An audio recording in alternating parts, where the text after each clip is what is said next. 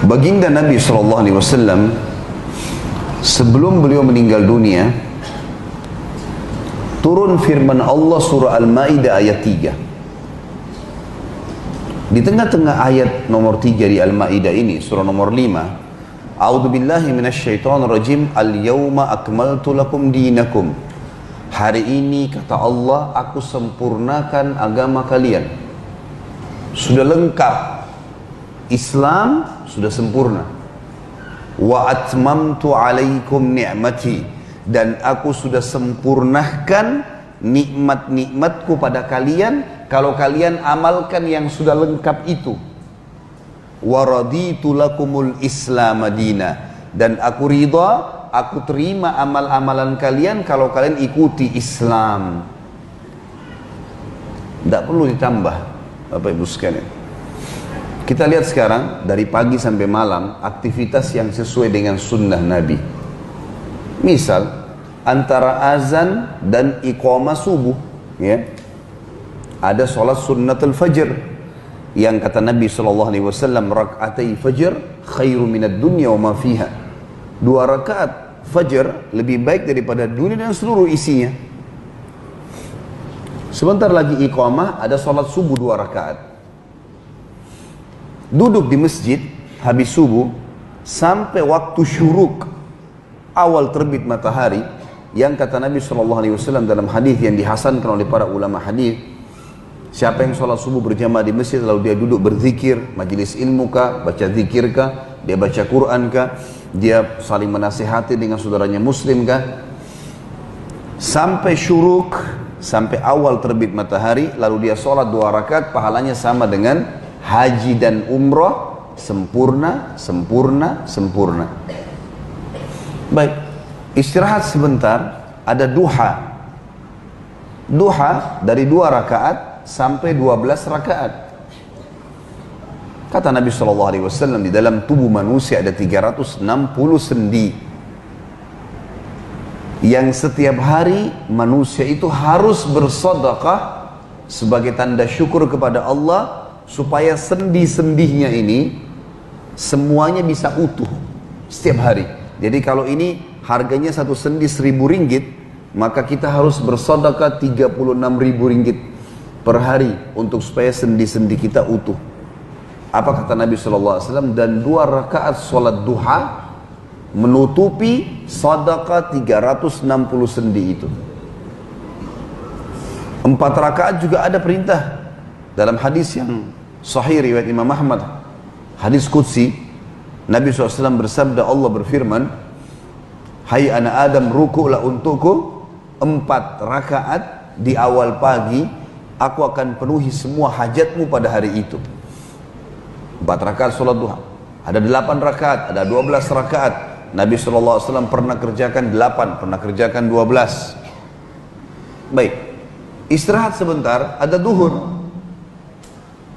Ada qobliyah duhur 4 rakaat, ada duhur 4 rakaat, ada ba'diyah duhur 4 rakaat. Kata Nabi SAW dalam hadis hasan, man hafidha 4 rakaatin qabla ad-duhri wa 4 ba'dahu, harramallahu alaihi nar. Siapa menjaga 4 rakaat sunnah sebelum duhur dan 4 rakaat sesudah duhur, Allah akan mengharamkan baginya api neraka. Istirahat sebentar, ada asar. Ada qobliyah asar 4. Kata Nabi SAW dalam hadis hasan riwayat Imam Ahmad, rahimallahu mri'in hafidha 4 raka'atin qabla al-asr. Semoga Allah merahmati seorang hamba yang selalu menjaga 4 rakaat sebelum asar. Habis itu ada asar 4 rakaat. Tadi ada yang saya lupa ya, habis subuh bisa zikir pagi, habis asar ada zikir sore, zikir petang. Sebentar istirahat ada maghrib, qobliyah maghrib 2, maghrib 3, ba'diyah maghrib 2. Sebentar istirahat ada isya, qobliyah isya 2, isya 4, ba'diyah isya 2. Sebentar istirahat ada sholat tahajud, 8 rakaat tahajud, 8 rakaat tahajud dengan 3 witir. Sebentar istirahat sudah subuh kembali. Kira-kira Bapak Ibu sekalian jawab jujur, padat nggak ini? Benar nggak ini bahasa sama sini ya? Padat. Padat waktu. Padat nggak kira-kira? Padat. Ini belum kita bicara jenguk orang sakit, bakti sama orang tua, nuntut ilmu. Belum kita bicara nih, cari nafkah. Belum kita bicara semua. Berarti mengikuti perintah Nabi SAW saja dalam seharian sudah padat. Sudah padat. Itu saja. Sudah. Mati masuk surga. Jangan buat-buat ini Bapak Ibu sekalian. Banyak kaum muslimin kita nasihati. Akhi, ukhti, jangan buat-buat ibadah yang Rasulullah tidak contohkan. Oh ini garis keras. Oh ini tidak benar. Masa orang mau ibadah dilarang? Bukan dilarang.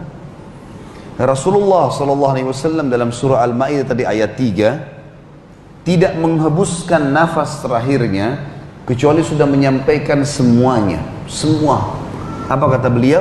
Innal halala bayyin wa innal harama bayyin wa bainahuma umurum mushtabihat.